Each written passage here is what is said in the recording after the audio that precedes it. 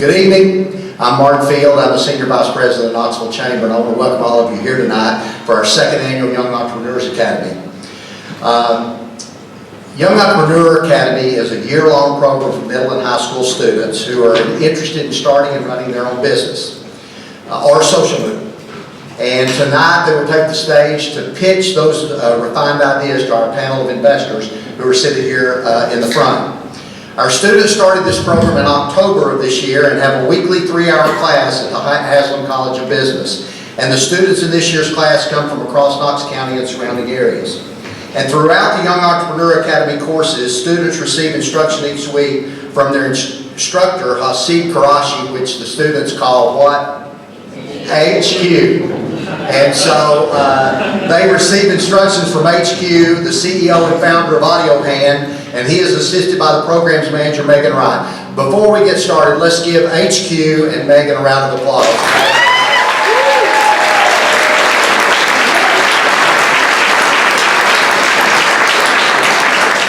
Students in the Academy learn by doing on various matters relating with everything from entrepreneurial activity that includes going through the process of selecting an idea, developing a business plan, including the financial strategies, the marketing plans, the selling, and the general operation of the business. The students then pitch their ideas to investors. That's happening tonight. And to obtain funding, that then they can go really launch their businesses or social movement into a real business. And so they accomplished all of this business plan development and got to tonight's stage with the help and support also from some very important people we call our business mentors. And our business mentors are a group of people made up of local business and community leaders. And the students have had a chance to go into the real businesses to see and hear real-world applications at Wales. So before we go any further, if you're one of those mentors here with us tonight, would you just raise your hand or stand up for us, please? Go ahead. Thank you very much. So the students have also had a chance to go on field trips, and those field trips range from a visit to Locals Motors Micro Factory out in West Knoxville to a behind-the-scenes look at First Watch Restaurant in Bearden on Bearden Hill. The local entrepreneurs also come into the classroom as guest speakers, so the students get to hear up close and personally from these successful entrepreneurs in our community. They also work very closely with local service providers, including graphic designers, artists, web developers, and communication specialists. So I want to take this opportunity to thank all of those community members who have volunteered their time and effort over the last several weeks to assist these students. Each of you has helped them to get to this point today, and so we want to thank each of you community members. Let's give them a round.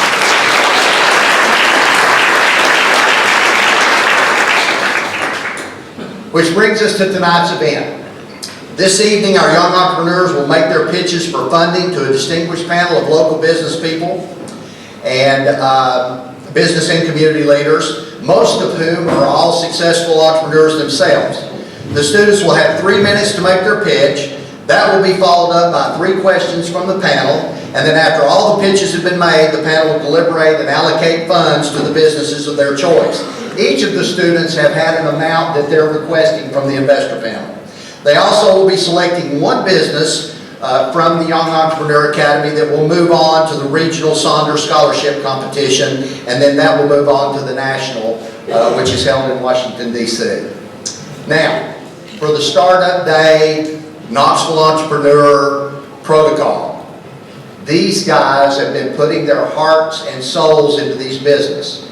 And the one chance that they get to be recognized and appreciated for that is when they come up here to give these pitches. So here's the protocol. Who's been to Startup Day here in Knoxville?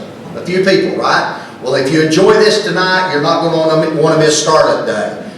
When they come up here to do these pitches, I want you to clap and yell for them as if we just threw a Hail Mary against Georgia in the last 8 seconds of the game and scored, as if that would ever happen. Okay? I want you to really appreciate these guys when they come up here, okay? It's very important that they feel appreciated, and it will relax them when they get up here. So, before we do that, I want to introduce our panelists, our investor panelists. We have with us tonight Christy Newman, who's the Community Relations Manager with our Conic Foundation. Christy, raise your hand for me. There you go. Janice Branch, the Coordinator of Diversity Initiatives for the Haslam College of Business. Thank you, Janice. Brent Ball, the Chief Loan Officer at Clayton Bank. Brent. Josh Smith, the owner of Master Service Companies. And finally, Jonathan Sexton from the Knoxville Entrepreneur Center, who is sitting in on behalf of Pilot Flying J. Let's give them a round of applause.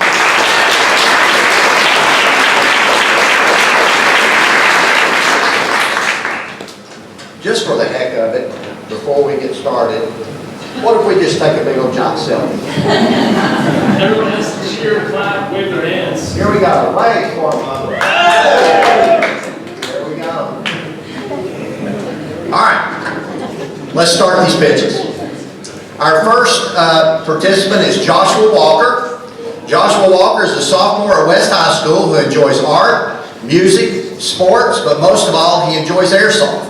His love for airsoft has led to the founding of his business, Be Watching, an airsoft accessory company. Everybody help me welcome Joshua Walker.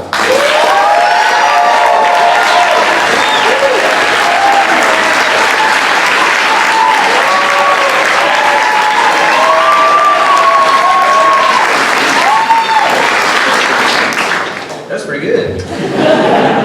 All right, so like you said, my name is Joshua Walker, and like you didn't say, my business is called Bakan, which is actually German for to guard. And like you also said, I have an airsoft accessory manufacturer. And for those who never heard of airsoft, it's similar to paintball, but we use BBs and we do like military situations, or we'll play little games like capture the flag. And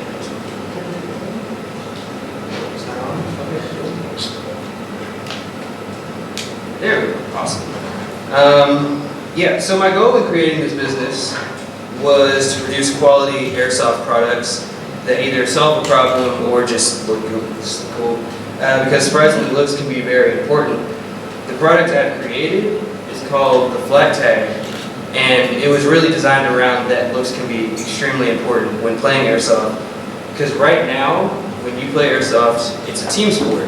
So you're given a really brightly colored little orange or neon string or bandana or armband, and that's what they use to see like who the teams are. So this would be great if I was hunting, but I don't want everybody to see me. I only want my team to see me so that I can, stick around and do what we need to do. So my product is it's a small 2x2 inch shape that is worn by the players of a certain team so that they can identify each other without being bright and obvious. Okay, cool. These are my business goals over the next 2 years. By the end of the year, I would like, with your support, to have sold a total of 50 products. And I set that number sort of low so that way I can do the process right and not sacrifice sales. By June of next year, I would like to be in at least 4 airsoft arenas, which are basically playing fields throughout the U.S. These are some of my competitors. As you can see, their prices are around like the $10, $12 area. And my kit, or my product, is set up into kits. So there's a single kit and there's a team kit. The single kit is $15 and that comes with 3 of the little tag things. And then the team kit comes with 30 of the tags. So the team kit is for about 10 people. And as you can see, the Bakan tag, if you were to get 30 of those, that would be over $300. As you can see, like the market is around the South.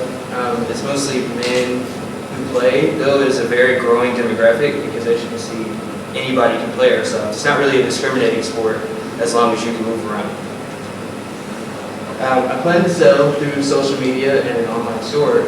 I would also like to market through popular airsoft magazines such as e-bike and Airsoft GI. This is the definition of one unit with a single kit. So as you can see, it's very cost effective to make because the parts are all 3D printed, and so they can be made in my house, which is where I would be printing. This is the sales projection. Airsoft is mostly played in the summer, so you can, as you can see, the prices sort of, not prices. Sales go up around May and July, and they sort of go back down in the winter months. This is the economics of one unit, so as you can see the selling price is $15. And like I said, it's very cheap to produce. It's only under $5 to make, so you get a profit of at least $10 on every single kit. And like I said, because there's a 3D printer who doesn't require minimum wage, I have no monthly operating costs. And this is my monthly income statement. As you can see, for 1 month, we assume we're going to get about $200, and then for the year, we expect to get around $3,000. This is what I need for startup. I need around $1,000, but I'm covering some of that with my own money, and that's for a good 3D printer, and shipping materials, packaging, and the 3D printer material that I would use to make it, as well as the trade show. So this is, like I said, I'm putting some of my money towards it. My family and friends are putting money towards it. So today I'm asking the investors for $850. Thank you for your consideration of my business. Like I said, we need $850. If you have any further questions, you can ask me now, or if you have any after that, please contact me by my email. Bakan, stay in, stand out.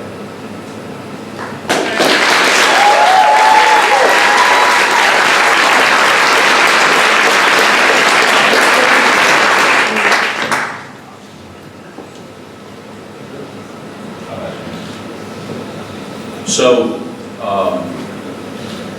as a airsoft player myself, what is the difference? You said that someone else sells this product. Are you able to just sell it cheaper, or is there something about yours that's going to be better? So, like you said, there's something about mine that's better because theirs relies on it being brightly colored for you to see. Mine is relying on a shape that assumes you would be closer to the person. Also, it's not as it doesn't give you away as much. So the goal is to keep you from being seen as much. If that answers your question. Yeah, it does. Thank you. Hey, I just want to tell you first, good job. It's hard to go first. And I heard you made the crowd laugh twice, so 2 points. My question is, do you have a prototype? I do. It's not with me right now. It's sitting down by the seat. I can show you afterwards if you want that. Can you have one of your friends pass it? Yes. That'd be helpful. Yes, thank you. Sure. So this is a smaller version because we just designed it, but it's, as I said, like I said, 3D printed, so it's like here clanging around, but it's split into parts. So that's when it prints. That's what it looks like, and then this is a. Can you pass it down? Yeah. Or whenever you're ready. And like I said, whatever it's Hi, can you clarify how that is going to be worn? So I'm not an airsoft player by any means, and so I'm just trying to visualize where that's going to go. Yeah, okay, so there's 2 attachments that are right there. There is a pin attachment and there's a Picatinny rail, which is like guns have like a rail on like the top and side. So there's a Picatinny rail attachment that you use to put on there, and helmets also have one. So there's 2, so there's helmet and gun, and there was also a pin attachment that you use to just like pin to clothes that you would use. So each kit, the single kit comes with 2 of each of those. Ladies and gentlemen, Joshua.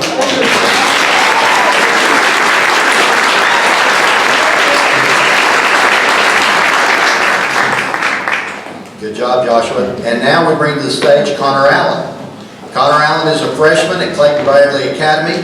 Connor's passion for technology and simplifying people's lives inspired him to create Corporate Keystone, a professional development software. Connor Allen.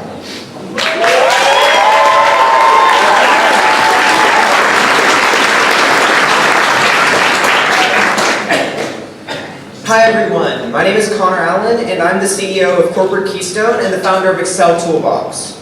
It came to my attention that employees in human resources experience difficulty organizing professional development events. My flagship product, Excel Toolbox, addresses this issue.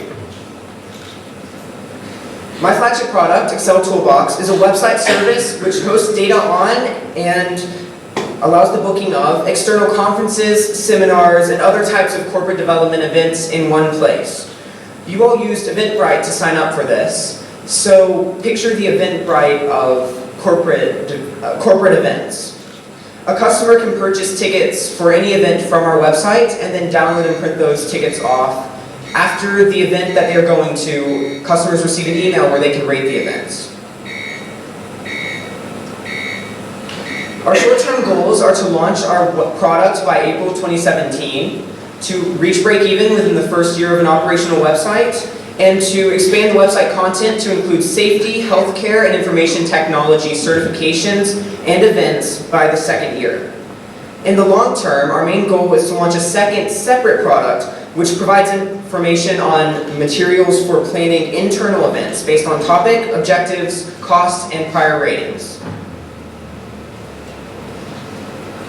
There are multiple companies who could serve as competition, like SkillPath and the American Management Association, but they only sell tickets to their own seminars. Excel Toolbox, on the other hand, provides tickets from multiple vendors. Our service actually benefits these companies, so it's quite likely that they will become customers of ours. For clarification, we included Ticketmaster and TripAdvisor on this slide because they sell many products which they do not own, much like Excel Toolbox.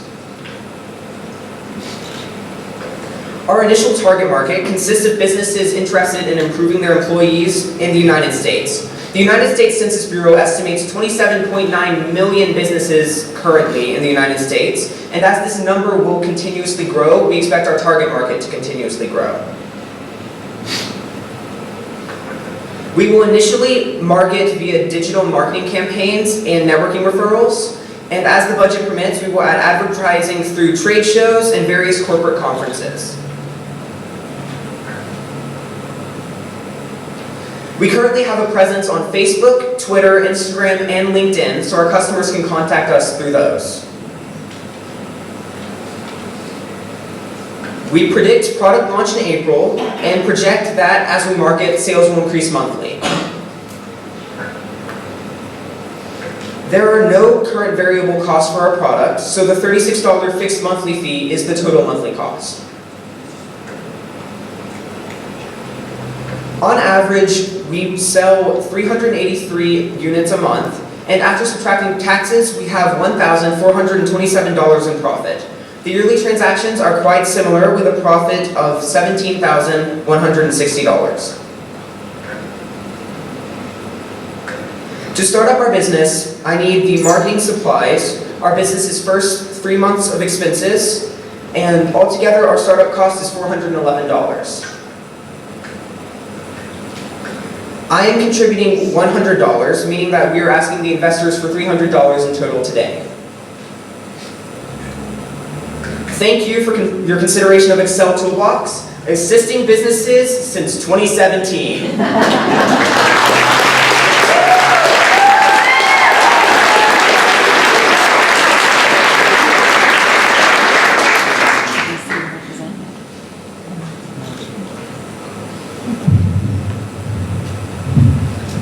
Great job, by the way.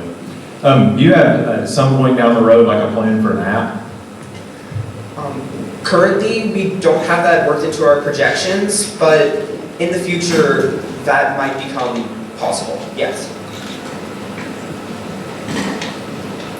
So you mentioned that you guys will break even, I think, in about a year? Or? Yes. Okay. So when can myself as an investor expect a return? So we projected a year at the latest. Currently, our profit suggests that we will have the money that you're investing currently back within the first 3 months, which is why we're asking for that funding.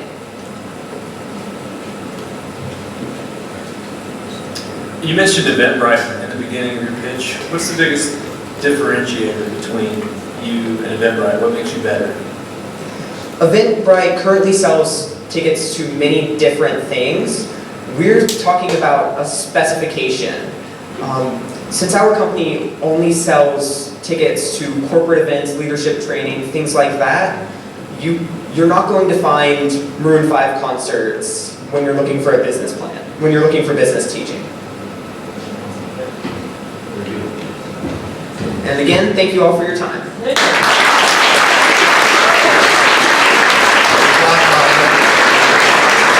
All right. And now coming to the stage, first is Leslie Monterosis. Leslie is an 8th grader at Eagleton Middle School. She loves animals and has one dog. She likes to hang out with her friends and likes to be helpful in some way. And Callie Fulgham is a 13-year-old 8th grader who is homeschooled. She loves to ride horses every week, and Callie owns one dog, two parakeets, and 3 fish.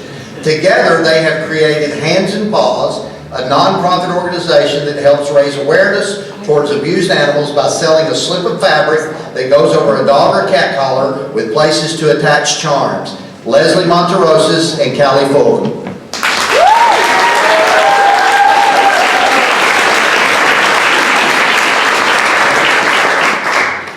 Hello everyone, I'm Leslie Monterosis and I'm 14 years old and I go to Eagleton Middle School. I'm Kelly Fulgham and I'm 13 years old and I'm a homeschooler.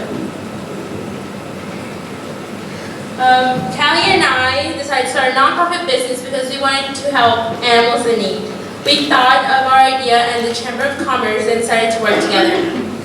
Hands and Paws is a nonprofit business that helps raise awareness for abused animals by selling our product. Our product is a slip of yellow fabric that goes over a dog or cat's collar with places to attach charms. Every time someone buys our product, a portion of the money spent will go to an animal shelter. We have 2 short-term goals. Within the first month of business, we would like to sell 5 bands. Within the first month, we went in agreement with Young Williams to donate our proceeds. A long-term goal of ours is to have local charities that specialize in animal cruelty know who we are. PetSmart Charities and Petco are 2 of our competitors. They both either sell or host events to raise awareness that goes towards animals. Our advantage is that our product is new, less expensive, and customizable. Around 44% of Knoxville, Tennessee has dogs and love them dearly. 70.1% of abused cases are dogs. So we have a bigger market than most people may think. We will tell our teachers and students at our school about our business and tell them to help spread the word. Leslie can talk to pet owners and pet lovers that her mom works for about her business. As you can see, the definition of one unit is 1 band. You can see the list that goes into making a hand and paw band. The total cost of supplies for a standard band is $1.41. You might have noticed that we have not made any sales in January or February. That is because we will be launching in March. We are hoping sales will go up during holiday seasons because of our themed charms. 1 unit is 1 band. We will sell it for $5. Our profit for selling 1 band is $3.53. We don't have monthly fixed costs because we are a nonprofit and won't need to pay cost of production because our product will be manufactured in our own homes. As you can see, in a month we will sell an average of 5 bands. After factoring in all of our costs, our net monthly profit would be $28.24. In a year, we project selling 76 bands. Our net profit will be $156 after accounting for expenses. To start our business, we will need supplies to make our collar sleeves, business cards for advertising, and shipping material. This is why we're asking for $200 today. Callie and I's parents will be putting in $25 each. As also for both of us, we're going to be putting in $25 each. We are asking the investors for $200 today. Thank you. We really appreciate you being here today. Again, we're asking for $200 to start up our business.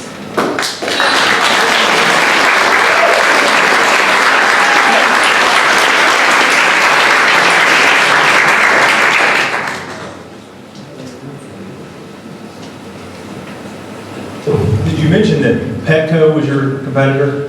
So how much would they sell their product for? It says on the slide. I'm not. If we will go back. Can't remember for sure. But they sell collars, and it's similar to our product. It's not the exact same thing we were selling. I think they sell it for around $10 to $20, depends on the size of the collar that they're selling. We have a prototype too. Yeah, I was gonna say, can you show that so we can, I don't really understand the exact band. How the collar itself elastic bandages around the collar. So the pink, the outside of the collar, okay. It's the What's your plan to sell 76 units over the next year? We think we can make that possible because many people love animals or have pets of their own. And we think that they would love to help us raise awareness to try to stop animal cruelty. Also, we already have had one sale, and after I told them about, just a little bit about our product, and they were already intrigued and wanted to learn more and help our business. Congratulations, the first one's the hardest.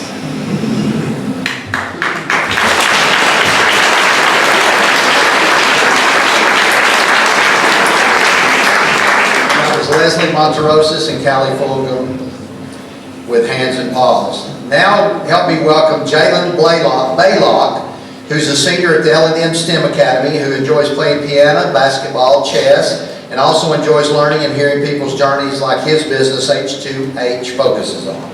Other than his hobbies, he volunteers at Crutcher Youth Enrichment Center. He works at Home Depot and is heavily involved in his community, being in educational programs like the NAS. Help me welcome Jalen Baylock, H2H.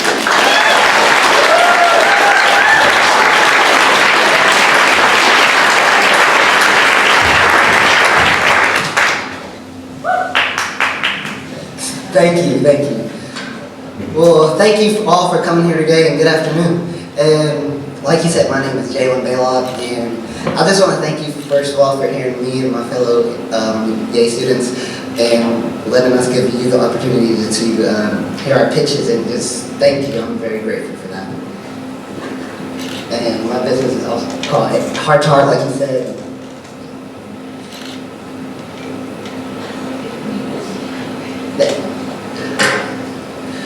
Heart to Heart. So, Heart to Heart is a nonprofit organization that provides people that provides service to its members, and we give a platform to them that whoever has issues or has gone through a type of problem, and others that have experienced it will reach out to them and give them guidance and mentorship through that. As you see, we are a nonprofit organization. Heart to Heart is for the people, by the people. The purpose I created Heart to Heart is I saw a problem that most people are really starting to break away from each other and not really like mesh with one another like I'd say we used to. So I saw a problem where we can emotionally connect with one another through experiences, stories, and just help one another through difficult times. And you know, social media is amazing right now. The trend is amazing that it's going through right now. So I jumped in the market and I saw a need that people need to really focus on coming together and connecting with one another. And our primary focus is to help one another and build connections and relationships through not only just in Knoxville, but expanded throughout the world. So our long-term and short-term goals. First I'll go with short-term goals. My short-term goal is to get 10 stories before the investor panel, which I've already done. And have a published website that I can soon, that I can show to our consumers that are ready to join and register to our site. Have a functioning app that I can, this is our long-term goal, have a functioning app, and then have more than 50 users and that are active on both the website and app, and have 100 stories by at least the end of the year. And as you see, hopefully gain sponsorships from big companies. And these are our competitors. Pacifica, they're great overall, but they're not really they're not really broad. They're more focused on stress and anxiety. So they're not really focused on every type of need. As you'll see, I have some few stories that I have on my slides coming up where we're just so well-rounded and so broad, and where our users can kind of filter that and put put a story that they're actually going through, but they're not really, they're not as good as us. Inspired, they're very bland, they're not really up to date, they're just, they're not really going with the market, they don't have an app. The only person that has an app is Pacifica, but they don't really have an app, they're just old school. And then Daily Streams, this is one of our biggest competitors because they show how many users they have on the site, and they're just like, basically, they filter everything, they go through all types of problems, but they're not protected at all. Their security is lacking, and they're not really user-friendly like that on that web. And this is my market plan. As you see, we have how I advertise is through Facebook ads, my school newspaper that me and my fellow classmate just got in for YEA, so thanks to him too. But and my target audience is 14 years and older. My marketing also, right now we're focused on Knoxville, Tennessee, and then hopefully we'll broaden out to, of course, all over the world, as I said, through the internet and through Facebook and Twitter and all that stuff. And my behavior, my consumers will mostly will show emotional and open-minded to hearing other people's stories and just the daily struggles in life that they're going through each and every day. So I'm asking the investors panel for $450, and as you see, here goes some of the things that I will use the money for is MailChimp, website development, website hosts, Facebook ads, and I'll personally give them $200 of my own money. So here's our financials that I put. So website development usually goes up from $20 to $200 depending on the website company, of course, and then the brand and domain name will be $15 a year, and then MailChimp will cost $10 a month, and then Facebook ads will cost $50 per ad. And then here goes some of our social media. So Twitter, as you see, we post positivity and we share light, learning, like you see that tweet says right there, learning every day. So help us out in giving in this so I always like to promote my business on anything I do. And as you see, join Heart to Heart today, share personal stories, and we're just growing every day. I'm thankful for my friends too for just helping me out. And here goes a few stories from Heart to Heart. As you see, a person is struggling with through medicine. He's only 17 right now, and he's been going through a really tough time. He's been very sick. And so what he'll do is the number of people that will see his story will comment on that and basically give him guidance and mentorship and uplifting and positivity and just helping him in any way possible. So if they probably experience that, they can help him with that. And as you see, another user, he's been having trouble with his grades, and he's in math and science, and he's just asking for maybe free tutoring because he doesn't have the money to get that free tutoring or get that tutoring, and he just needs some help with that. And here goes the website I built, and with that, I just need to enhance it so I can give my customers the full experience and basically just wow them, have that wow thing. Do you know how you just throw through like wow, just like wow, that looks amazing. Let me go check it out more and more. So I just want to have them get that and have them really experience everything. And thank you for the consideration in my business. Heart to Heart, where the smallest things matter. Thank you. Any questions?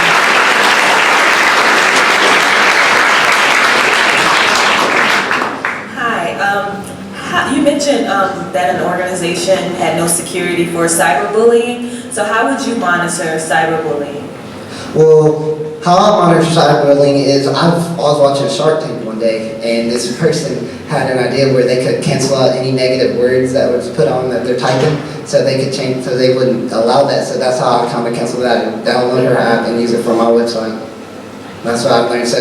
So that's one way, and then I'm just continuing still learning. So what cyberbullying is, you basically with my site, like I said, that and basically just monitoring the website as well, deleting it so I can maybe delete some of the posts too. So Jalen, some of these other ideas have have had business models around them where you charge for something, and you've chosen to build something and give it away. What caused you to have this passion? Why would you want to do this model?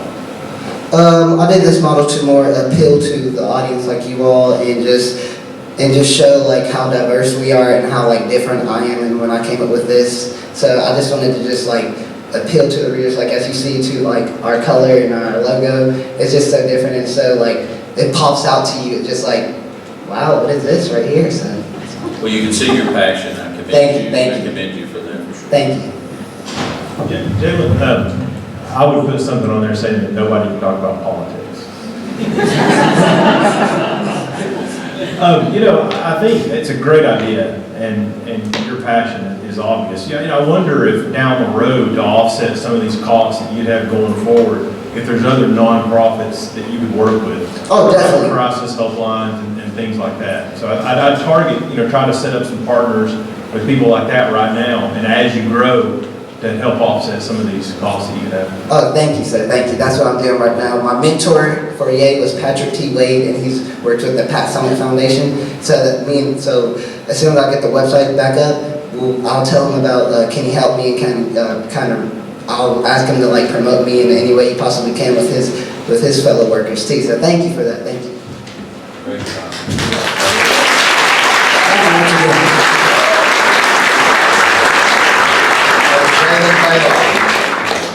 Next, we have Tejas Gardner. Tejas is a sophomore at West High School. He hopes to study theoretical physics in college. Just to know, I theoretically barely passed physics. And work for NASA, and then start his own company in the tech world. He has developed Icon, a portable console that allows users to play 2 of their favorite console-based games on any screen. Tejas Gardner.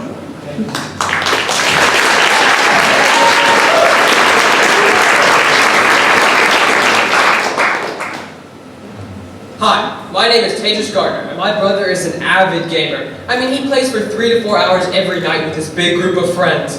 But last summer, when my family vacationed to California away from our home console, my brother was so upset. I mean, he almost went into shock. So what he ended up doing was making his friend log onto his profile and maintaining his process so he wouldn't fall behind with the rest of his friends. Basically, what I took away from this is that there is no way for gamers to play the games they want on consoles away from their big, bulky $400 consoles. And that's why I created Icon. Icon is a small portable console that allows users to play 2 of their favorite console-based games on any screen, any location, their television, a tablet, or a phone, thus allowing users to play console-based games on road trips, in hotel rooms, rental homes, and any area that does not have a console but has a screen. So, we have 3 main goals, and each one works on the other one. So our first is to gain a working prototype, and what that's going to be used for is to market our product and establish a solid Kickstarter campaign. The prototype would like to be done within 3 months. The Kickstarter campaign we would like to have locked in and finished by the end of this year, start of next year, and we would like to gain a utility patent by next year. And you can see how each 3 of those works off the other one. As far as competition, Microsoft has created a big, bulky holding case with a playable screen. Again, it's going to cost you $330 on top of a $500 Xbox. It's big, bulky, and it limits you to a super small screen. Along with a personal computer, that's going to cost you anywhere from $1,000 to $10,000. That does not contain some of the most popular games. It's big, bulky, expensive, and it limits you to a small screen. Whereas with Icon, you can plug it into any screen, plug it into your phone, your tablet, television. It's only $220, and it has every single console-based game. Again, no company has created a console that can transfer 2 console games to any screen immediately, thus making it practical for gamers to travel. So our main demographic, young males ages 12 through 24 who come from a mid to high-end socioeconomic background and play video games every week. A recent survey said that's 22% of the video game market. Now for middle-aged men ages 35 to 45 who use video games as an escape from daily life and make over $65,000. Now a recent survey, the same one I was referring to, said that that's 19% of the video game market, so we are gaining 41% of the video game market with our 2 target demographics. which indeed sold $99.6 billion last year. So, we have a very unique marketing campaign that's tailored to the video game market. We're going to start with Kickstarter. Kickstarter creates buzz and product awareness through individuals who may not be our intended customers, but when they see it, they'll be like, hey, that's pretty cool. Now, for YouTube, this is going to gain our main target audience because the majority of gamers look to YouTube for their opinions regarding new products and ideas. Thus, to market my product, I'm going to contact a top YouTuber who has around 2 million subscribers, and we're going to make a collaborative video showing off the merits of our product. This is going to allow us to create viral buzz in the gaming community. Now, our final plan is quite unique. My brother, he plays with 408 different people every day on his online gaming network. If he messaged each person a brief description of my product, then asked them to do the same, that's 166,000 people we can tap into in just a couple of weeks. So my costs are going to vary based upon the prototype, but we're going to be looking anywhere from $175 to $250, and we're going to try to get that at $220. So these is sales projections of next calendar year. We do not plan to sell anything this year. We're going to get that working prototype and Kickstarter campaign going before we start selling. So as you can hear, here is the economics of one unit, and we're going to make a profit of $23 per unit, which is right in the hot spot of consoles. Xbox is making about $23 for an Xbox One, along with PlayStation making about $24 for a PlayStation 4. So we fit right nicely in that. So Kickstarter and our working prototype are the only monthly costs until we can start getting our company rolling with producing units. Here is, let me clarify really quickly. On our left, you will be seeing the sales of next calendar year's January, and in the one on the right, you will be seeing next calendar year as a whole. So it can give you a little contrast. Whoa. Okay, that calculated wrong. Disregard the 3,300. Okay, so as far as a prototype, I will be needing $500 for that, and I'll purchase goods online and outsource the manufacturing for that. And then I'll need $500 for a Kickstarter campaign. The provisional patent 2,300 does not fall into the investment. I'm going to be putting $500 of my own money for that, and I'll be using some of our other marketing campaigns to get that. So your investment that you'll be giving me, hopefully of $1,000, which is what I'm asking for, will be used solely for the prototype and Kickstarter campaign. Again, $500, and I'm asking for $1,000 for that. So thank you, and please know with just $1,000 you can help mobilize the fastest growing American pastime.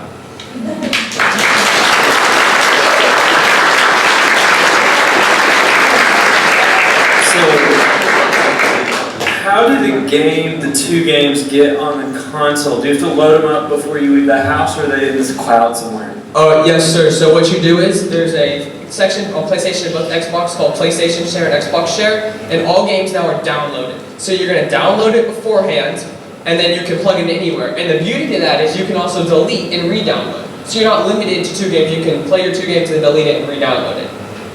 If that help answers your question. Yeah, absolutely. So it has more to do with the size of the game and how much space the So ours is going to be about the size of an iPhone, so you can put it in your pocket, and it's only going to have about 150 gigabytes, so it can carry 2 games perfectly. Great job. Thank you. So, you guys are awesome. I was going to tell you, all of you are doing such a great job. And hearing your presentation and your passion about it, you know, I've got a research and development department. I'd love to have all you guys in. That said, I want to just kind of ask you a tough question. How do you believe you can create this prototype for the amount of money that you're asking? That's a great question. I've already gone online. If you saw a previous slide of everything we need to put in it, I already know everything that has to go into it. I'm only working on the dimensions, and it will actually work perfectly for $500 we have to make that working prototype, if that answers your question. Yeah, you're welcome. Any other questions? Yes, so you mentioned that with your promotion that you plan on engaging someone from YouTube, someone who has a lot of viewers.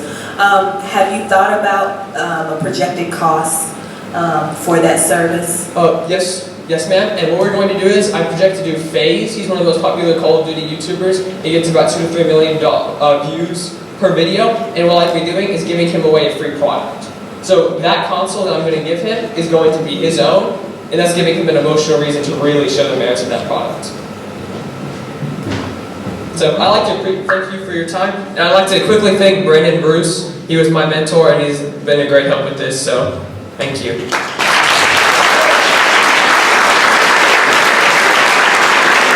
Thank you, Mr. Gardner. Next coming to the stage is Graylin Nokus. Graylin is a homeschooler from Corrington, Tennessee. She is on the leadership team in her youth group. She enjoys riding horses, playing with her dog, organizing and planning fundraiser for those in need, and playing board games with her 6 younger siblings.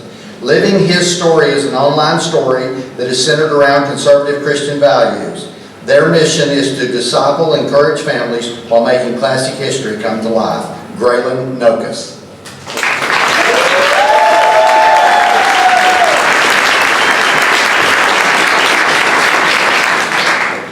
Hi, my name is Graylin Nokus, and I am the founder and CEO of LivingHistory.com. Growing up in a homeschool family, I learned to love literature, but it was very difficult for me and my parents to find books that went along with our conservative Christian values. These books are hard to find because they're sold right next to pseudo-Christian books that distort the values of our belief as a conservative Christian family. That is why, for families like mine, it is difficult to trust what you are purchasing online will benefit you or your children. This is why I created LivingHistory.com. At Living History, we encourage families to live according to God's purpose. We offer books, fiction and nonfiction, toys, videos, and more that align with a very strict interpretation of the Bible. Each product has been reviewed and subjected to our core standard of belief, so you know exactly what is in each title before you even buy it. It is our goal to offer conferences and trips that will allow families to learn together where history occurred. However, we are starting by offering our products online and at homeschool conventions. There are obviously other booksellers online. We have not been able to find one that offers what we do. What makes us different is that all of our inventory meets the core standard, so you know exactly what you're purchasing. Our target market is conservative Christian families, homeschoolers, churches, and history lovers everywhere. As this slide shows, although book sales have been down, and recently, the market that we're dealing in continues to grow. We plan to market at the Teach Them Diligently homeschool conferences. The rest of our marketing will be online. Several friends of ours are going to graciously give us a great recommendation on their blogs, one of which reaches 2,000 viewers a day. We've also started our own YouTube channel, Facebook account, and Instagram where we'll give product reviews, testimonies, and directions on how to use these products. This is our key to standing out from other bookstores. Here is a sample of our blog schedule. Each month we will offer new products based on a specific topic. Our blog and YouTube channel will highlight the specific topic as well as other social media accounts.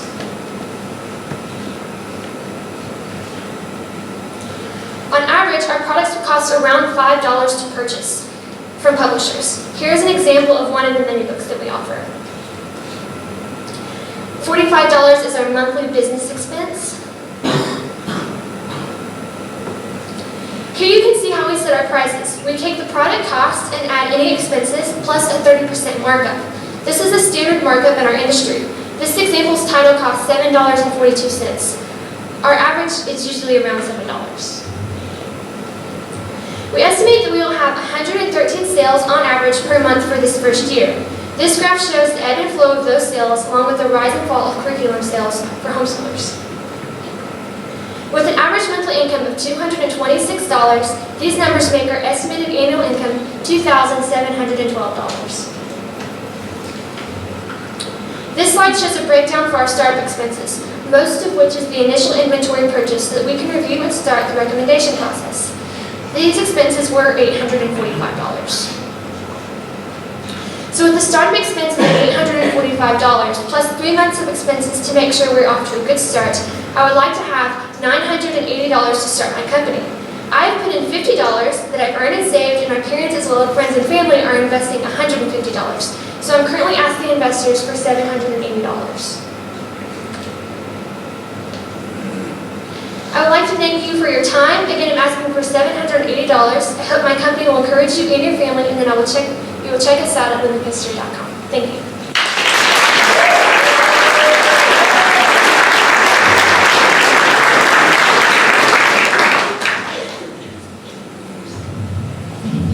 Are the shipping costs, is that included in your 30% profit, or is that Do you have that on? We have the shipping, when we purchase items, we have to pay for shipping with that, but when you go online, you have to pay for shipping to ship it from our store to your house. So, to understand this right, how do you draw that, the purchase from the review? Is it your websites are going to the review and then they just click really easily to purchase the book? Kind of walk me through that on why they would just read a review and then buy a book somewhere or something. That's a great question. So our blog, like I mentioned, we have a topic and then we will do book reviews based on that, and then we're going to have a link at the bottom where we say, well, you can purchase that right here, so that it's convenient, they can read it and be like, oh, I can just click this button and purchase it. But then it'll also take them to our store where they can see other books similar to it to draw their attention to our store. Very good. Have you thought about allowing consumers to sell some of their items to your website, sort of like an eBay, to generate revenue? Or will you be just, purchasing specifically from a publisher? I think I would purchase specifically from a publisher just so that we can review the products first to make sure that it aligns with that standard. If that answers your question. I'm sorry, one more just suggestion is, and you might be doing this, I don't know, but have you ever heard of drop shipping? Say that again. Drop shipping? Yes, I have. Are you going to be doing that with this? So Yes, go I straight am. to them and have the publisher send it straight to the end user? Yes, I'm working with FedEx. Okay, all right. Thank you.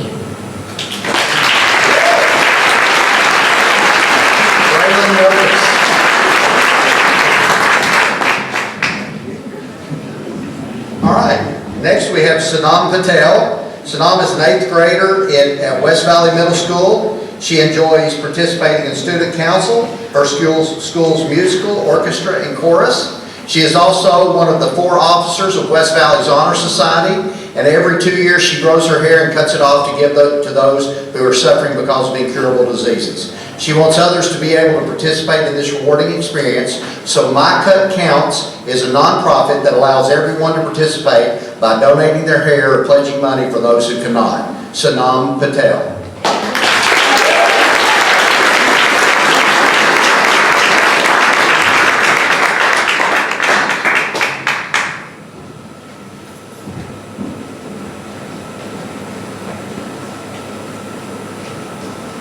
Good evening. My name is Sana Patel, and I'm the CEO of my nonprofit called My Cut Counts. When I was 3 years old, I donated 10 inches of my hair to Locks of Love and have done so every 2 years. And I've done so for almost every 2 years. Along with hair donation, I have raised money, once for Locks of Love and once for St. Jude's Research Hospital. Many of my friends and family expressed interest in supporting me with this, and I realized that creating a nonprofit to organize hair donation events and fundraisers for my favorite charities was a calling, and that I wanted to do good for the world in this way. Hair loss from disease and medical treatments can be devastating, and so wigs can do a lot to make people feel better, more hopeful, and positive. When we donate human hair, the wigs made from these donations feel, look, and work just like human hair, so they can be styled and taken care of like usual. Synthetic wigs look and feel artificial and just don't do the job. So our hair donations make the world of a difference for a patient. When someone goes onto our website, he or she can register for one of our cut-a-thons to donate hair, and/or people can make a donation or pledge a donation per inch of hair cut. Each year, we will make a hair and monetary donation to Locks of Love and a charity that we choose, hoping our love will make a difference in someone's life. The goal of My Cut Counts is to host an event where people come together for a good cause. I would like to make this nationwide in time. It may seem like a big goal, but I think that we can accomplish it. We already have the date set for the first one in Knoxville. It will take place on Saturday, April 1st. There's no company like ours that is currently listed. There are other organizations that collect hair, such as Locks of Love, but there's no event which promotes the participation of a wider audience. This is not a new idea. People do it with 5K races every day. However, no one has done it with hair donation. Because of that, it is not risky. Our market is open to anyone with a giving heart who wants to help those less fortunate, whether it be health, wealth, or circumstance. Advertising will be done through our website, social media, flyers, and word of mouth. My family, friends, and I have connections with the media, and they have already agreed to do a story on my cook counts. This is what our social media pages look like. My total amount needed to start up this business is about $1,105. All of these items are what we need to operate my cook counts. Our projections are based on 2 hair donation events per year, and we hope to raise about $1,000 per event. For each event, the labor costs average $200 and the cost of supplies average $195, which means that the total cost of each event averages $395. Our average monthly operating costs average around $110. As you can see, we plan on having 2 events per year and hope to raise $1,000 per event.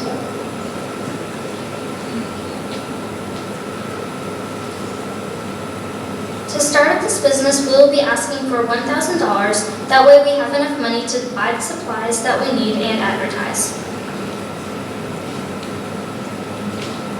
I will be putting in $75 of my own money, and friends and family are contributing $100.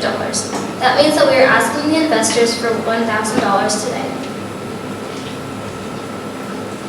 Thank you for taking time out of your day to consider contributing to my gut counts. Our mission is to inspire the world to open their hearts and give to those who are not as fortunate. Again, we're asking for $1,000. Thank you.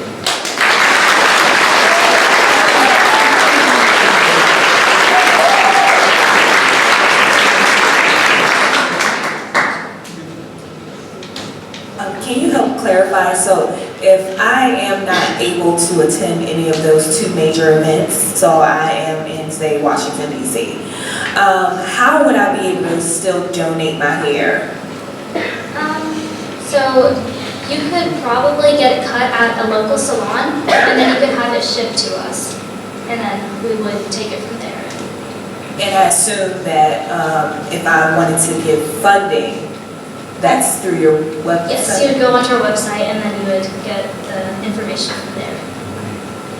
So what is your main goal? Is it funding, or is it to encourage more people to give hair like you've done?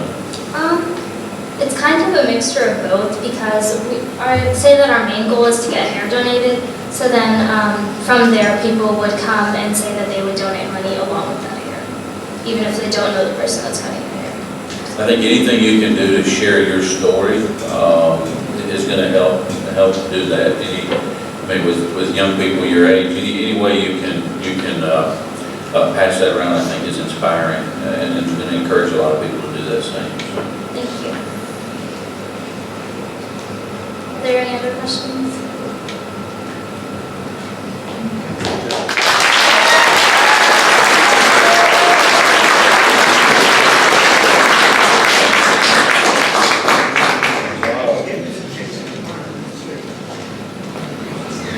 What just happened?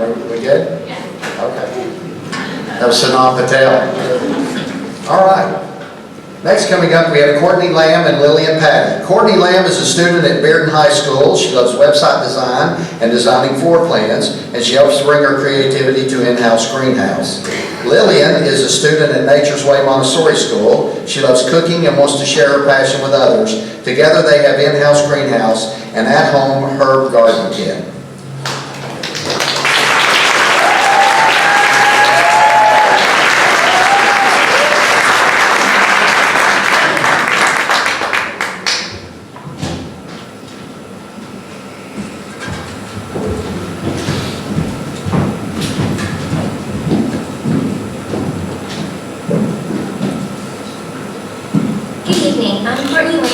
of the co-founders of In-House Greenhouse.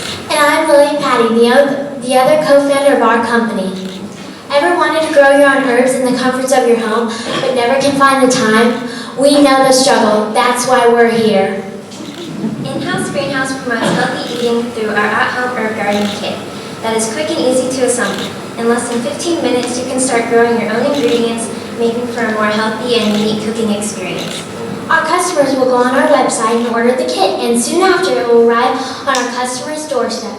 Our kit contains the necessary soil, container, seeds, instructions, and convenient recipe card. One of our short-term goals is to sell 10 kits within 1 month of launch. Yeah.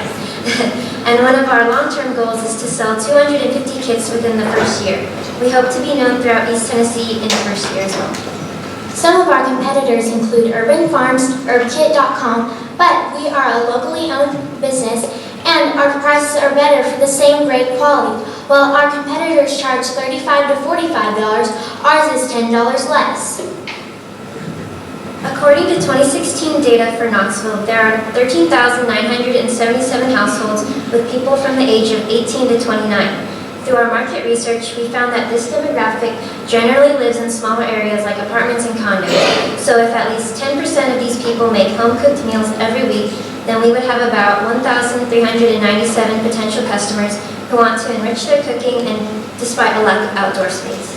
In order for us to get our name out into the public, we plan to market ourselves through primarily social media platforms such as Facebook and Instagram. In addition, we will reach out to friends and family and of course through our website. As you can see, the definition of 1 unit is 1 herb kit.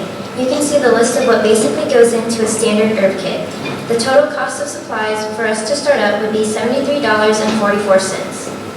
As you can see, we did not make any sales in January or February. That is because we will begin selling in March. And you can see our projected sales here.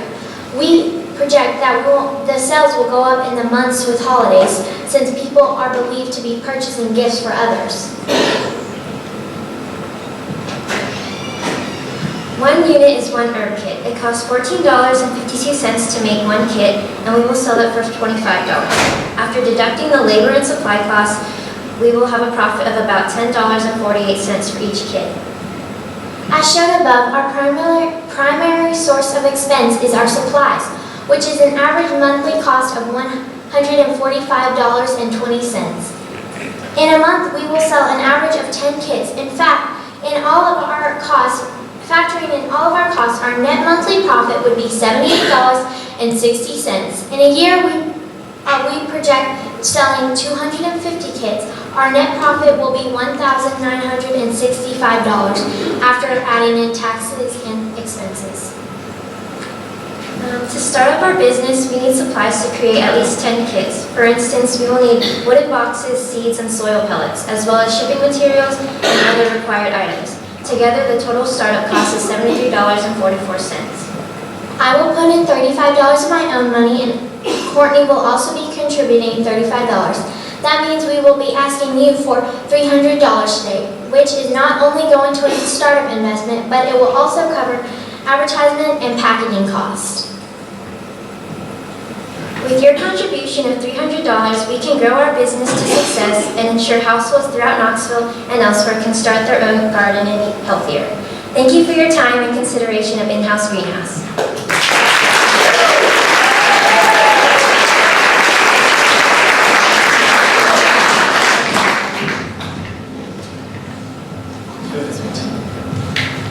Great job, ladies. Just had a quick question. This seems like a great opportunity. We have some wonderful farmers markets in the area. I don't know if you thought about maybe getting out and spreading the word and showing some of your prototypes at our local farmers markets. Well, that would be thank you for that. That's really a great idea. We haven't thought about that really, but that's a great idea. And what you're about to see on the table is the one that has the herbs is what it would look like in about 2 to 3 months, and the ones with the laminated pieces of paper and the box, that is what it would come to your doorstep looking like. So have you considered subscriptions? Well, So that when I run out of seeds, I can just Yeah. keep paying and you keep sending receipts until I tell you to stop, and I'll probably forget and you'll make lots of money off of me. Yeah. It'd be kind of like, we'd have to make another product because you wouldn't want to keep being sent a box and a box and a box and a box. So maybe just seeds being sent to your soil and new recipe cards, something like that maybe. Yeah, I might consider it that. Great job. Thank you. So you said yours is cheaper than the other two competitors. Is that it, or is it any better? If you're looking at the two, what would make someone want to buy yours as opposed to theirs price is that? Well, if you're buying in Knoxville, and that's what our primary sales we think are going to be in the first few months and the year maybe, it would be local, and I know this might be kind of bad to say, but playing the young card, if you want to say that, but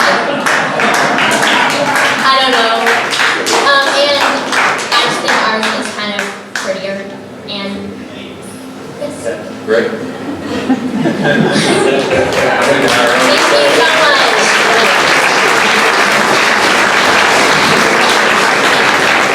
Unfortunately, some of us can't play the young card anymore. Good job, Courtney and Lillian. All right, next up, hey, let me just stop right here. These guys doing a great job.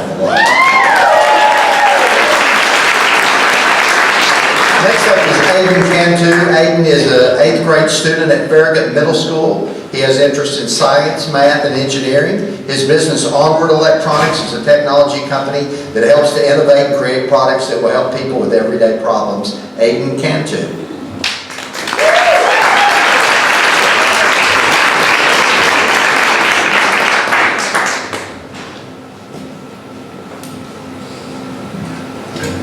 So hello, my name is Aiden Cantu, and I'm the founder of Onward Electronics. Onward is a business dedicated to creating problem-solving electronic components that help to simplify people's lives. I started this business because I had a passion with electronics, and such as my product, which I call the Paws charger. So the Paws charger is a charger that is permanently embedded into your wall. When you want to use the charger, you can pull it out of the wall and charge your phone. When you're done using the charger, it'll wind back up into your wall. The purpose of the charger is that you can't lose it, so you won't ever have to go around your house looking for your charger ever again.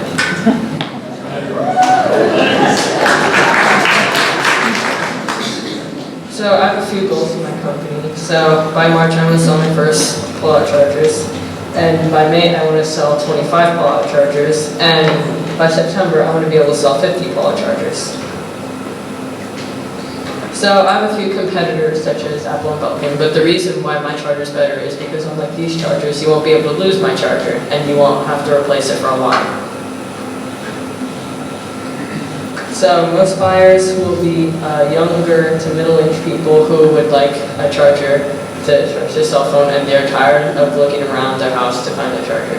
It's mostly for people with busy lives and would like something convenient. So there are over 63.2 million people in the United States that own a pull-out charger. So that shows my large charger. So the pull-out charger will cost $39.99. I plan to set up a website where people can order the pull-out charger from anywhere in the United States so I can reach out to many customers. They can have the product shipped to their house, and I also plan to have the product for sale in hardware stores. So here you can see the cost of supplies to make one pull-out charger, which costs $28.87 to make one unit. My monthly sales projection shows how many pull-out chargers I want to be able to sell throughout the course of 2017. As you can see, we haven't made any sales in January or February, and we plan to launch in March.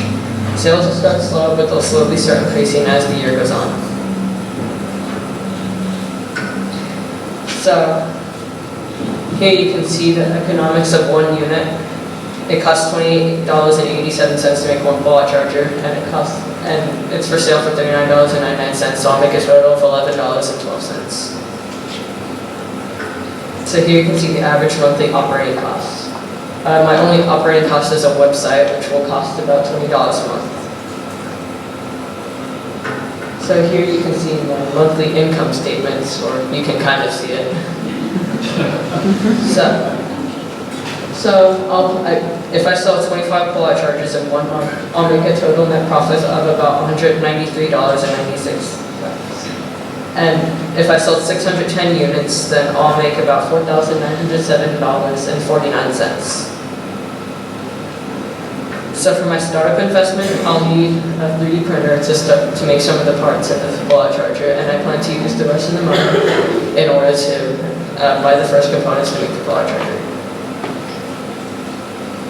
So I'll be putting in $100 of my own money, and I hope to use $600 to buy the 3D printer and start making the first product. So I'll be putting in $100 of my own money, and I'm asking you guys today for $500. So I want to thank you guys for considering Onward Electronics for your investment.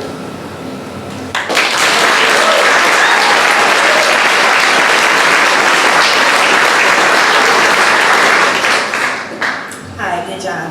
I had a question just about the surface that the pull-out charger is going to be installed on. Is there a limitation surrounding that, or can you install it pretty much? I'm going to make it really easy for any Joe to install at their house. It'll be a little kit, and all you have to do is simply take out the old outlet and put in a new charger. So one thing I look at when I'm looking at business ideas are the scalability. Okay, so a lot of you guys are talking about, low labor because you're doing it yourself. But in something like this, if one of these things takes off and you're busy, are you planning on making these yourself? And how long does it take you, do you think, to make one of these? Meaning, how many can you make in a day or? I'd say it takes about half an hour to 1 hour to make one pull-out charger. And if my business does take off, then I plan to outsource manufacturing. Okay. Very good. Thank you.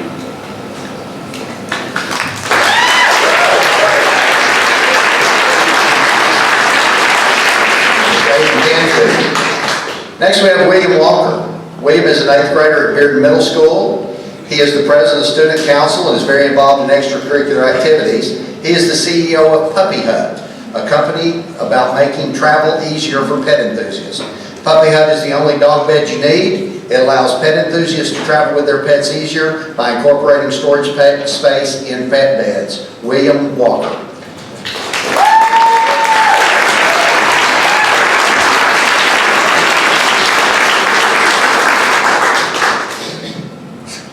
Hi, I'm Will Walker.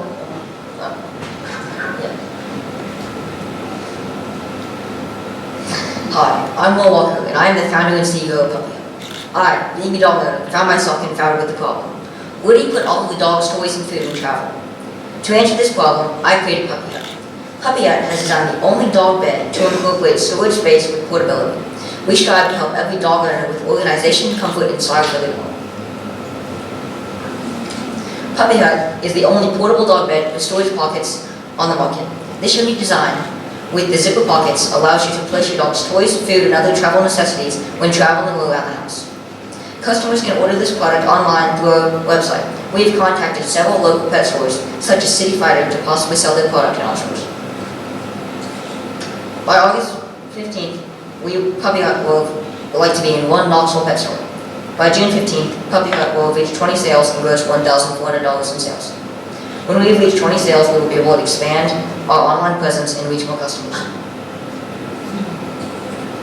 One of the many things that are great about our business is that since this is an original product, we currently have no direct competitors. However, we do have other generic dog bed companies such as Top Paw and Great Choice as competitors. What sets Puppy Hut apart is both our storage capacity and our travel-friendly design. Our marketing plan is to heavily connect people on social media. On our social media page, potential customers will be directed to our website storefront for the purchase of the dog bed. Our other target consumers, small pet store owners, will be contacted in person by me to discuss whether to put the Puppy Hut into stores.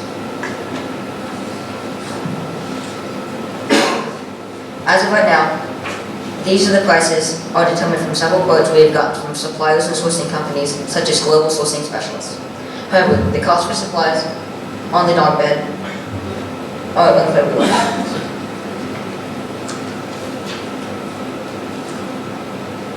monthly size. We have sold 1 dog bed so far and will be accepting pre-orders until July. By mid-July,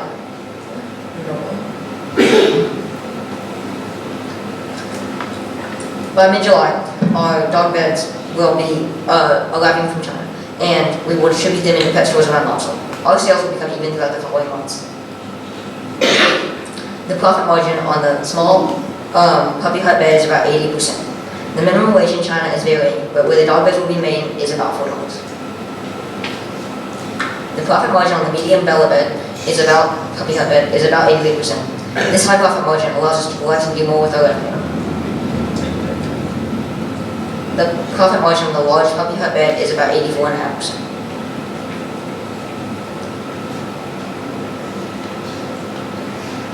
Puppy Hut needs both a separate phone line and a PO box to communicate with both the sourcing companies and customers with questions about our company. We expect to sell 108 total dog beds this year for a net profit of $4,241.60. We are on track to sell an average of 9 dog beds per month. Puppy Hut will need several items to start off. First off, we need to form an LLC from the state of Delaware to avoid infringing any possible international law. Then we will actually need to order the dog beds from global sourcing specialists. To get brand exposure, we will need to push marketing materials from Vistaprint. We are asking for $996.35 from the investor family. I am personally investing $150, and I'm getting $50 from my parents to make the dream become reality. Thank you for considering Puppy Hut. Again, I'm asking for $996.35.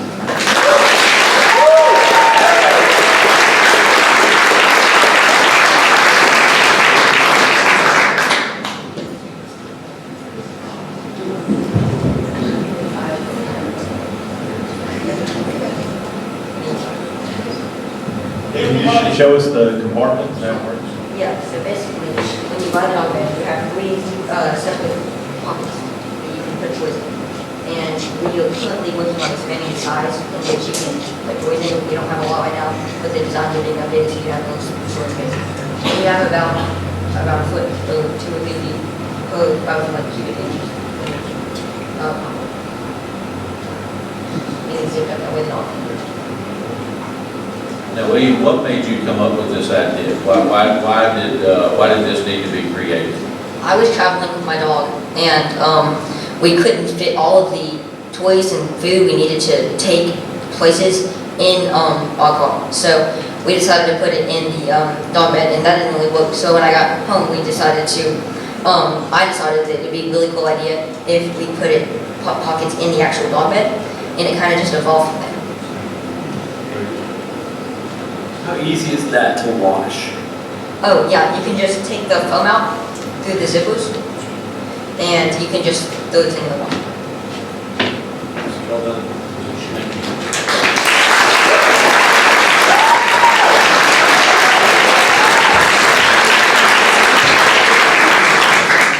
That was William Walker. Wait, do you want me to know you? All right, next up is the team of John D. Cobb and Alexander Yarkin. Yarkan or Yarkin? Huh? Yarkan, okay. John is a sophomore at Clayton Bradley Academy in Maryville. He is the captain of the debate team as well as the Scholars Bowl team, and he has been the assistant senior patrol leader and patrol leader in Boy Scout Troop 46. Alexander Yarkan is a freshman at LN STEM Academy. He's the senior patrol leader of the Boy Scout troop, of his Boy Scout troop, and a member of his high school Scholars Bowl team and Model United Nations team. Refugee, like me, focuses on humanizing refugees and educating the public by sharing the stories of refugees' dreams and challenges. They create a personal, emotional connection between refugees, donors, and community members, showing the world that refugees are like me. John D. Cobb and Alexander Yarkan.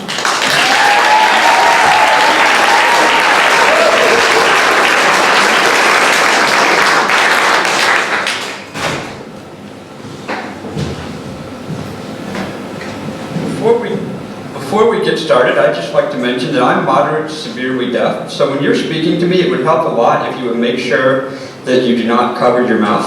Hi,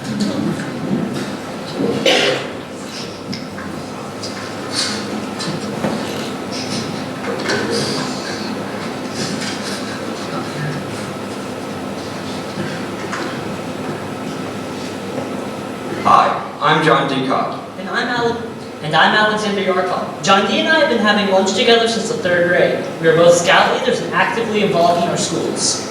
We are Refugee Like Me, and we believe that nothing fights fear like a smiling face. There are 65 million refugees worldwide unable to go home for fear of persecution or death. In the eyes of the public, refugees are just facts and figures. Refugees have a PR problem. We want to fix that. Refugee Like Me is a non-profit movement that creates an online platform for refugees to tell their stories in their own words. Through recorded interviews and educational commentary, our platform will serve to educate the public about the refugee population. Fundraising through social media, we will market these stories, raising donations for local refugee aid organizations and further developing and expanding access to our platform. The short-term goals include development of our web platform and the production of a pilot video, for which we already have footage. Long-term goals include creating more videos, collecting 350 donations per video through marketing campaigns, and providing resources to local partners while developing our web platform, allowing refugees to self-generate and tell their own stories without us having to bring a camera. When the web platform is complete, we pledge to maintain non-profit best practices of 6% overhead. Our competitors are mainly other nonprofits focusing on the refugee crisis. We have an advantage because we create an emotional connection between donors and refugees. Our local partner organizations are unable to market nationally, while large NGOs are unable to offer donors a way to pinpoint who they are helping. Our target market is activist donors. Our strategy to attract donations will be targeted social media posts. Our customer survey attracted over 100 potential donors, proving the potential of this strategy. One donation brings in between $20 and $40. We've already identified receptive groups, such as Pantsuit Nation, with 3 million members. Here, you can see some still frames from our refugee footage. This will be used to produce our first interview video. The product we use to encourage donation is our video. We treat the labor costs of one video as our supplies. Our unit is one donation. We aim to produce bi-monthly interviews. Based on the response to our survey, we estimate 350 donors per video, so each 2-month period has 350 units. One donation brings in between $20 and $40. We spend $2.28 on video production and $2.50 on labor for marketing. We have a profit of about $17. Our only monthly cost is website maintenance. In a month, we project 175 donations and a net profit after taxes of about $2,200. In a year, we project 2,100 donations and a net profit after taxes of about $26,000. To start operating, we need $1,200 to pay for a custom WordPress website. We have identified a web developer who creates dynamic websites for nonprofits. We will pay upon completion. Alexander and I are putting in $300. Our families are contributing $200. We asked the investor panel for $700 today.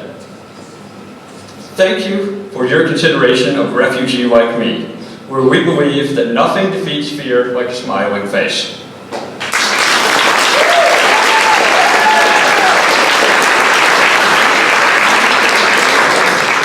What inspired this idea? I'm glad you asked us that question. So, we have always had a personal connection to this issue. We bonded on the lunch tables in first grade because, of course, the failure to thrive kid and the deaf stroke victim were natural partners. And so, we've always understood that we want to make the world a better and more welcoming place for those who are different. But there's also an emotional connection as well, which my friend Alexander would love to tell you about. So this is the motivation for our idea. So this boy died on his way to Greece. Again, today, 87 more people were found on the shores of Libya. So it's still a problem today.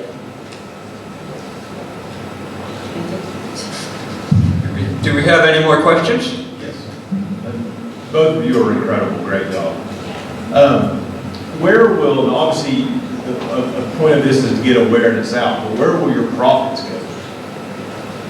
Our profits are going to go towards several things. So initially, some of our profits are going to go towards launching a self-sustaining web platform.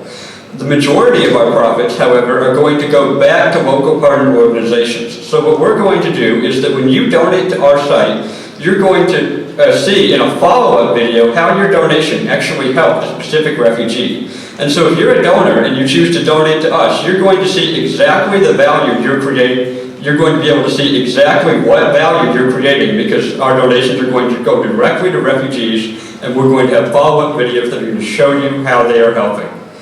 Once we are established, we pledge to maintain nonprofit best practices of no more than 6% administrative overhead.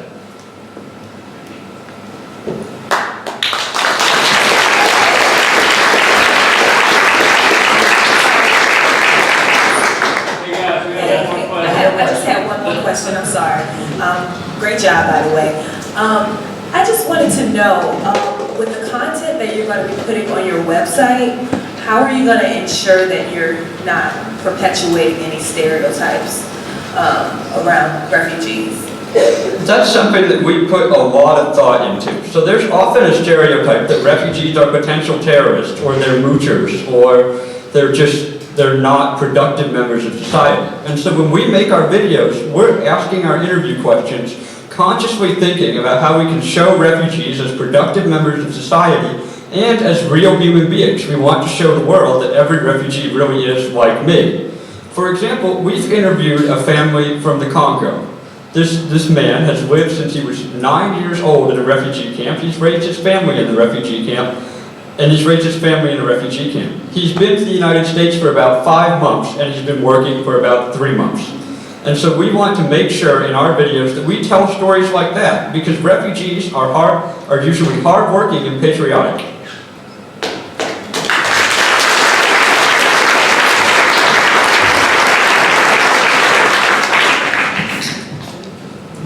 Don D. Cobb and Alexander Yarkhan.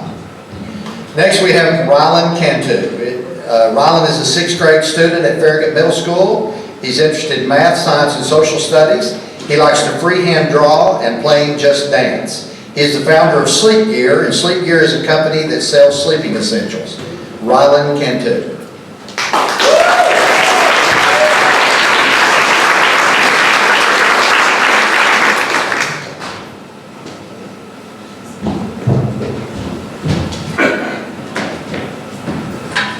Hello, I am Rylan Cantu, and I am the CEO of Sleep Gear. At Sleep Gear, we help to make sure that you get a good night's sleep when you're on vacation or a road trip.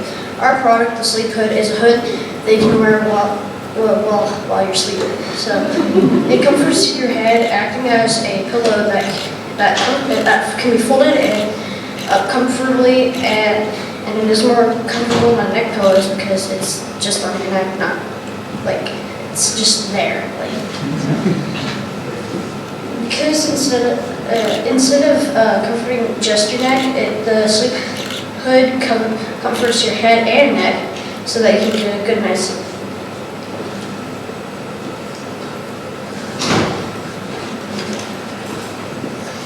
My business, Sleep Gear, manufactures and sells these sleep hoods for people to use. This product will be bought on retailers locally at Amazon and shipped to customers. And my business idea is this hoodie that I have made, which is supposed to help you sleep.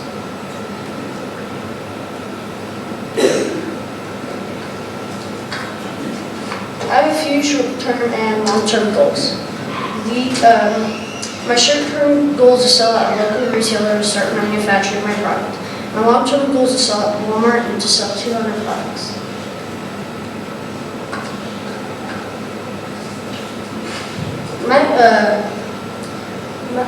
My competitors are the ostrich pillow, which can be bought online, and it's kind of modern quality, so it works, but it's not like appealing to customers. So, and my other competitors are the neck pillows, which is $14 to $20, can be bought at Target and some other places, and it's kind of a low high quality. So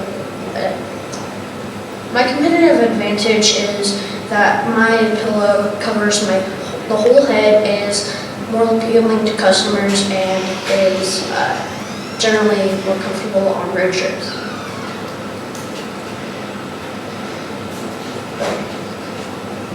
Our target market is sell to people across the U.S. and eventually maybe worldwide. So I will be selling to people who are 4 and up, and this leaves a large target market, and there are millions of people who could potentially buy this product.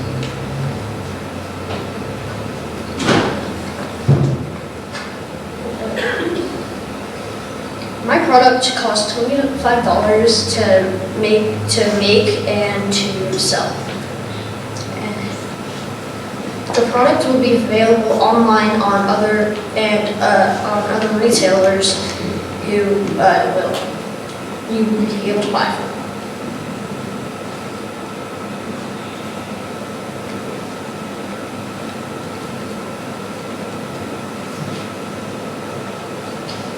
Cost of supplies. Okay, so my cost of supplies is $2.70 for the fabric to make it, and to thread it, it will be 59 cents because thread is cheap. So, and the shoelace to close up the hoodie is $2.44. So in total, this is $5.20.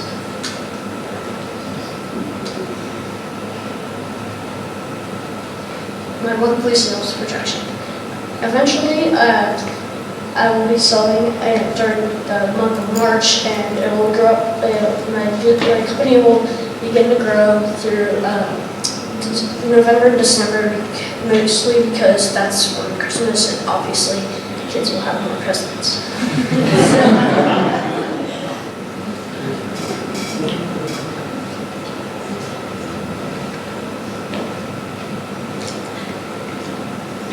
Economics of one unit is selling price $35, so that I can make money to be able to buy and make more, obviously.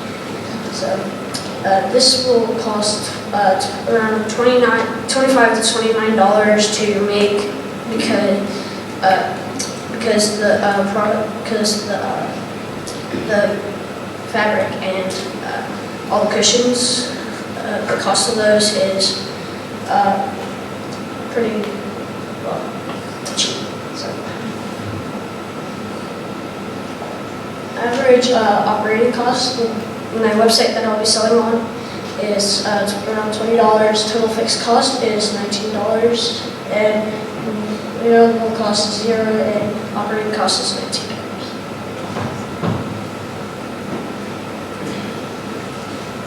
My monthly income statement is a total net profit of $1,773 in 1 cent.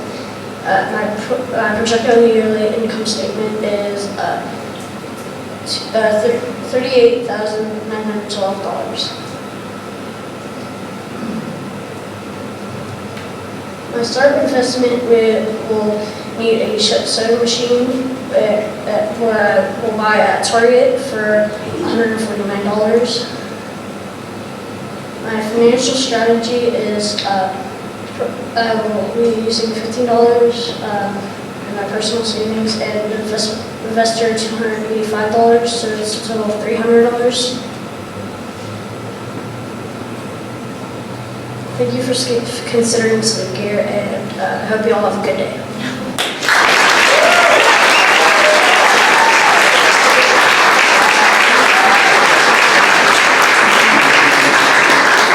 Any questions from the rest of you?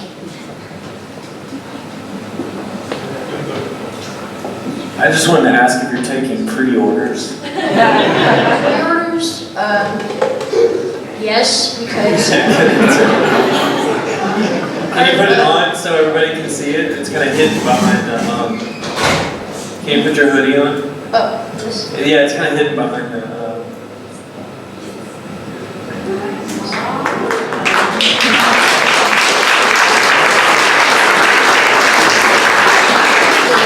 Can you pass it down here so we can all see that? Thank you. So, any other questions? Are there any other color options? No. Are there any other questions or comments? Are there any other color options besides gray? Eventually, when the business starts to go up, I will probably provide more colors and will probably be adding a cover to cover your eyes. Do you make these yourself, and if so, how long does it take you to make them? It takes around 15 to 20 minutes to make one, but that'll be double because I'm working with 2 people. Did you make this one? Me and my parents did. Yes. So, yeah, I'll buy one for me tonight. So is there any other questions or comments?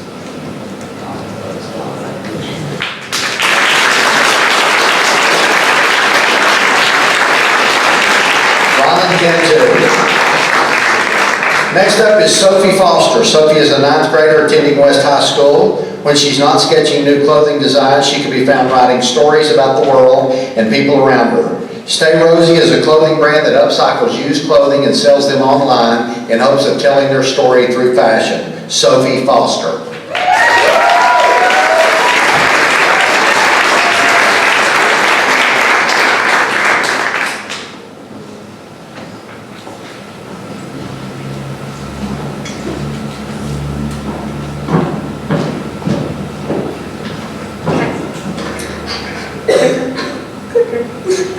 Hi, I'm Sophie Foster, and today I'll be introducing you to my brand, Stay Rosie. Stay Rosie wants to create clothing that will spread optimism, hope, allow self-expression, and give thrift store clothing a new home. Stay Rosie takes hand-picked clothing from thrift shops and redesigns them into something wearable and stylish. Whether it's by embroidering things onto the new pieces or adding patches or beads or anything along the lines of upcycling. My storefront will be online, and the piece of clothing bought will be shipped directly to the customer. At the moment, Stay Rosie is a sole proprietorship. My main short-term and long-term goals are shown on the slides. These goals will help my business succeed and become more productive in the future.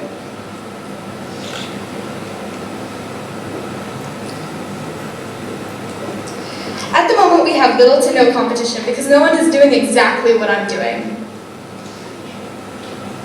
I'm aiming to sell clothing to anyone who wants a personalized, unique piece of clothing. I plan to begin locally in Knoxville. Many people at my school who are aware of my upcoming brand are very excited and want to pre-order and help and just do anything they can to help my business start up. I will advertise primarily through social media because that's the fastest way to reach my target customers. Other promotional methods will be through word of mouth, pop-up shops at events, or possibly posters in local stores. Those are a few examples of the pieces I've created. They're very basic designs, but I plan to grow more intricate designs as I get bigger.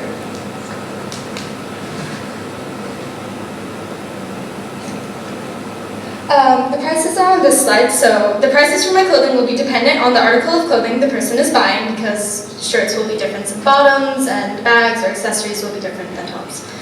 Since I will also be selling merchandise, those costs will be different from my artistic pieces. Those are my definition of one unit. The article of clothing will be approximately $5 to $6. I'll need thread and or embellishments to make the clothing upcycled, and I'll need a needle to actually sew embroidery onto the clothing if I'm doing that, choosing that route. We will begin selling in mid to late March, and you can see our sales projections on the slide. I expect sales to increase as I grow over the summer and right as school starts up. Because the prices are so variable, it's difficult to say exactly what one unit will be, but for reference, let's say one unit is a shirt. One shirt will be sold for $25, and the profit margin will be $19.79 after other costs are deducted. Currently, we have little to no monthly costs. The one you can see are on the slide. In a month, we will sell an average of 13 shirts. After factoring in all of our costs, our net monthly profit will be $121.70. In a year, we project selling 155 shirts. Our net profit will be $1,445.59 after accounting for other expenses and taxes. The business to start up will need enough supplies to create 1 or 2 collections, any promotional or advertising needs, packaging materials, money to pay designers, money to buy a DBA, and money to attend the trade show. Together, the startup cost will be $650. I will personally be investing $100 into my business. My friends and relatives have contributed $50, and I plan to create a GoFundMe account. Today, I'm seeking $500 from the investors. Thank you for your time, and remember to stay Rosie.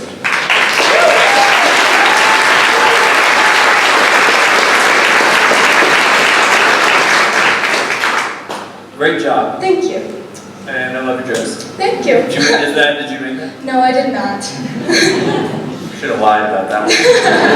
Just kidding, just kidding. Where are you going to be selling your clothing? Is it in a retail environment or Instagram or Etsy, or what's your plan for selling? At the moment, I'll be selling my clothing online. One way people can get to my website, I'll be having a website to sell it directly online, is through Etsy. Also, I recently found out that I may be able to sell some of my collection through a retail store called Planet Exchange. So, congratulations. Thank you. Where will you get the clothes from?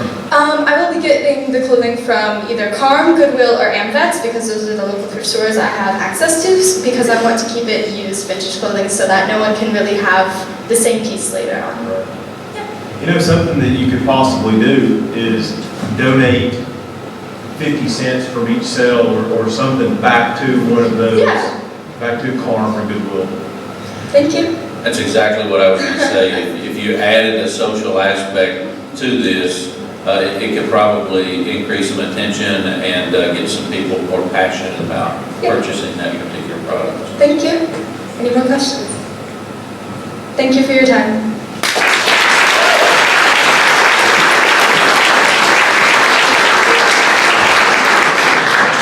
Sophie Foster. Next we have Cole Davis. Cole is a senior at South Doyle High School. Cole plays baseball for South Doyle and he is involved with his local DECA chapter. He also loves to spend time with his family. Team Huddle is an organization created for student athletes by student athletes. The goal is to better the sports market by giving high school athletes a voice. Cole Davis.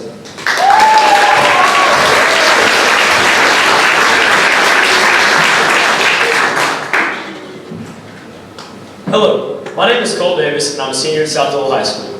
Team Huddle is a sports market. There are 3 things that I've always been passionate about: inventing, entrepreneurship, and sports. Team Huddle is a sports marketing company which I have created that combines all these 3 aspects into a distinct business. Team Huddle was inspired through an invention of mine which I call DISCS. DISCS stands for Dual Interchangeable Surface Cleats. I surveyed local high school baseball players to see what they needed in the sports world. They said a cleat that would work on artificial grass and traditional fields. So I created this product. What I had not realized was everything leading up to the creation of this invention was a viable business within itself. Team Huddle wants to lay the foundation and connect with high school athletes since they make up a prominent part of the sports marketing industry. Team Huddle's goals are to survey every high school in Knox County, which will create a network of sports knowledge, thus giving these students a voice. Team Huddle has little competition in the sports R&B world because no competitor targets high school athletes like Team Huddle does. Team Huddle will take into account what high schoolers have to say about different sports. I've started to build this network of sports knowledge at my local high school. I created and implemented a beta survey at my school to ask students basic questions to gather their perspective. My plan is to create a quarterly subscription service to my survey data. My product will provide essential information to help companies thrive and achieve better profit within their target market. Some of these subscribers will be local and regional sports vendors. I've created my own website, teamhuddle.biz, for companies to come subscribe to my information and to also sell products like discs. Team Huddle's cost depends on the amount of survey responses. I surveyed the athletes at South Doyle and I got 90 responses. I spent $50 into incentivizing the survey. Therefore, the total cost is 55 cents a response. The cost of the survey will mainly depend on the number of responses and the population size of the school. Team Huddle plans on starting the subscription service in 2018. This will allow Team Huddle to build its data into a potent source of sports intelligence. The breakdown of the cost of goods for the survey fluctuates because of the incentives. The base cost for one survey per school is $65. My monthly operating cost rounds up to $300 due to survey incentives, online presence, and other marketing expenses. With my subscription service in play, multiple companies subscribe for my information and using it to maximize profits, my subscription price will be raised as my credibility and company grows with its data. The total startup investment is $1,500.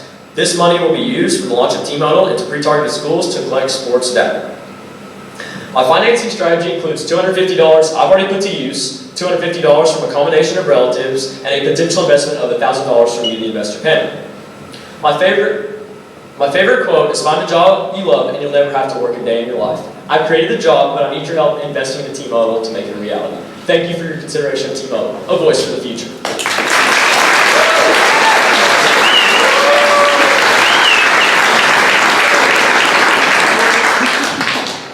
Questions? So just for some, great job.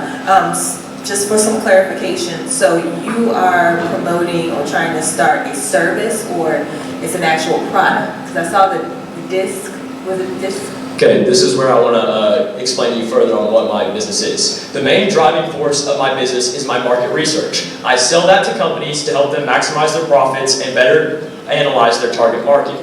On the second side of that business, I use those curated responses of high schoolers to figure out what is needed in the sports world, and I design and create products based upon that information.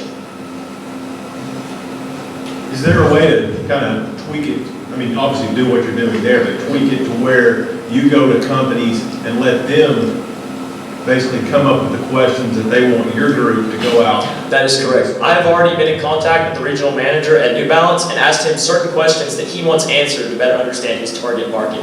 Some of those questions would include, why are New Balance cleats the main brand for the MLB in baseball compared to as Adidas or Nike?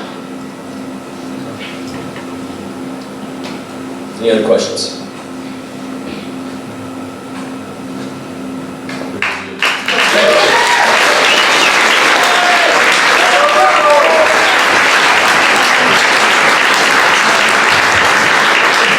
Cole Davis.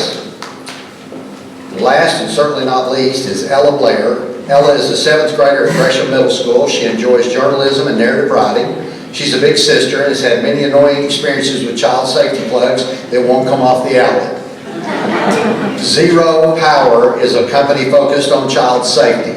Its product is a child safety plug designed to make moms' lives easier. The plug will be easy to use, visually pleasing, and most of all safe. Ladies and gentlemen, Ella Blair.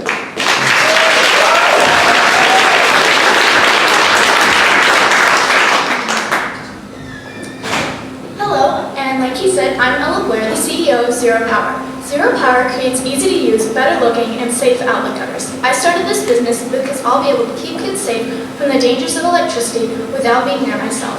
On average, 2,400 children suffer each year due to electricity outlets. This is a big issue that isn't being fixed in the best way, so I created my product to do so.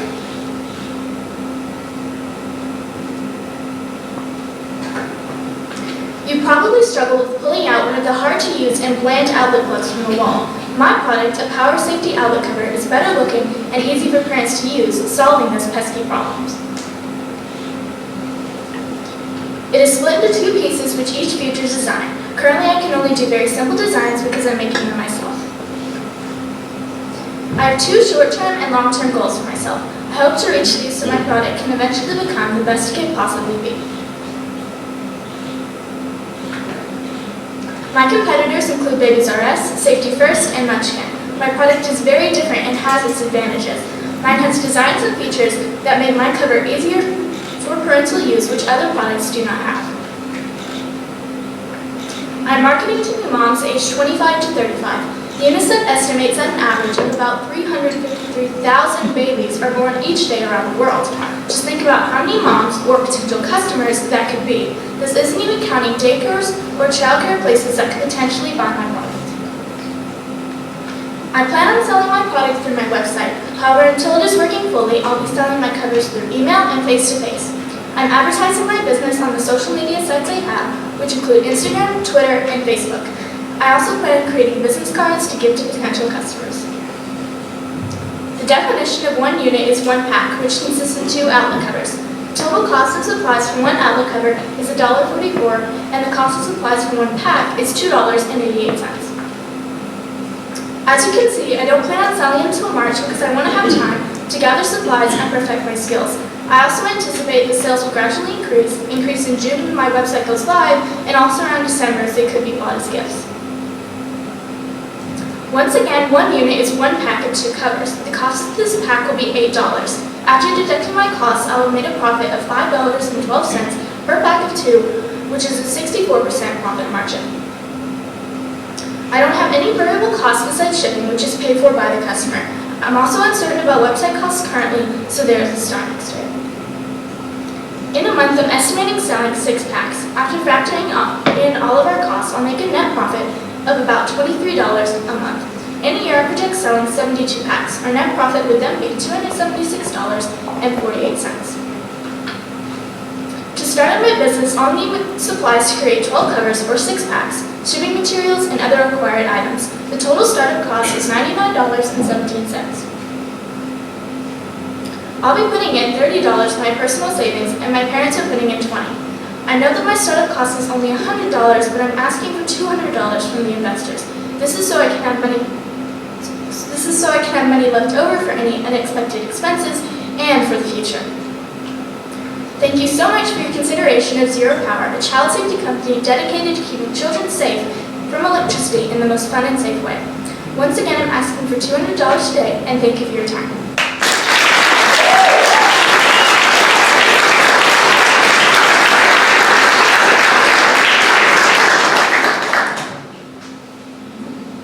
Did you make this yourself, or how do you make it? Help us understand what this looks like and maybe how it attaches, or... So currently, I had on the slides, I mentioned it was on the slides that I was going to make it with spray paint, but that might not work, and I'm experimenting with making a prototype with several different ways. And so it would cover the entire outlet, which would make it a bit safer, and then it has ridges on the side, which make it easier for parental use, and it's split in half, so you can uncover one outlet without you uncovering the other. Any other questions? How does it plug into the outlet the same as the traditional? Yes. Is that how it kind of stays attached? Yes, it plugs in like a regular outlet, except it covers the entire outlet itself instead of just the holes. I have a 2-year-old at home. I can't wait till you have this. Yeah, same here. The regular, the little flimsy ones, they're off. I don't know why I walked in there today and I had a screwdriver. I tried to get it off. You realize how fun that is. So it's definitely a need. That's a great idea. Thank you. You mentioned baby. This is more of a comment than a question, but you mentioned Babies R Us as a competitor, but you see that they're also a potential partner for you, right? Yes, I could sell my product in their stores along with their product, yes.